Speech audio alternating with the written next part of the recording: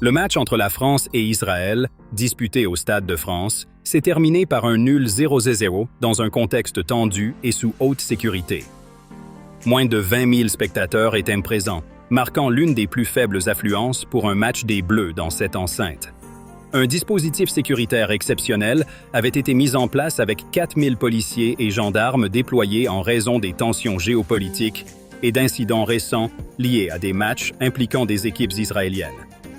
Sur le plan sportif, les Bleus ont dominé le jeu, mais ont manqué de créativité et d'efficacité face à une défense israélienne bien organisée. Randal Kolo Muani et N'Golo Kanté ont eu quelques occasions, mais sans succès. Malgré ce résultat décevant, la France s'est qualifiée pour les quarts de finale de la Ligue des Nations grâce à ce point obtenu. Didier Deschamps, le sélectionneur français, a exprimé sa frustration après le match, critiquant le manque d'énergie et d'efficacité de son équipe en première mi-temps. Il a reconnu avoir secoué ses joueurs à la pause pour tenter de les motiver. Deschamps a souligné que ses joueurs doivent acquérir plus d'expérience et qu'il envisageait des changements pour le prochain match contre l'Italie. Le contexte autour du match était également marqué par une manifestation aux abords du stade, dénonçant la situation géopolitique actuelle.